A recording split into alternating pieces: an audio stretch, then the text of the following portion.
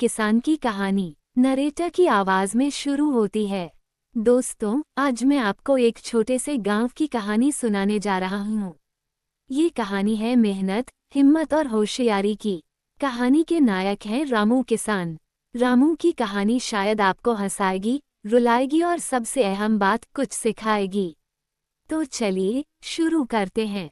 गांव के किनारे एक छोटा सा खेत था। उसी खेत में मेहनती और जिंदादिल रामू किसान रहते थे।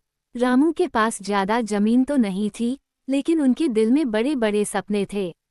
उनकी फसल हमेशा अच्छी होती, पर इस साल हालात कुछ अलग थे। बारिश ने धोखा दे दिया। जमीन सूखी थी और रामू परेशान। अब क्या करूं? बिना पानी के फसल कैसे होगी? रामू ने आसमान की ओर देखते हुए कहा। रामू की पत्नी गंगा हमेशा की तरह मुस्कुराते हुए बोली, रामू, चिंता मत करो। तुम कोशिश करो, भगवान जरूर रास्ता दिखाएंगे। रामू ने हिम्मत नहीं हारी। उसने गांव के बुजुर्गों से सलाह ली, अपने पुराने अनुभवों को याद किया और एक तरकीब सोची।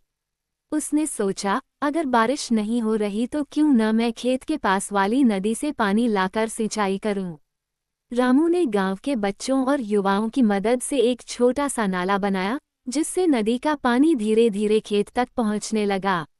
नरेटर की आवाज गहरी हो जाती है। दोस्तों, ये कहानी यहीं खत्म नहीं होती।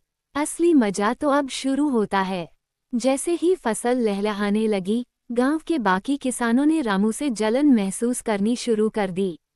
पंडित जगन्नाथ, जो हमेशा अपनी बड़ी बड़ी बातें किया करते थे, बोले, ये रामू कोई जादूगर है क्या?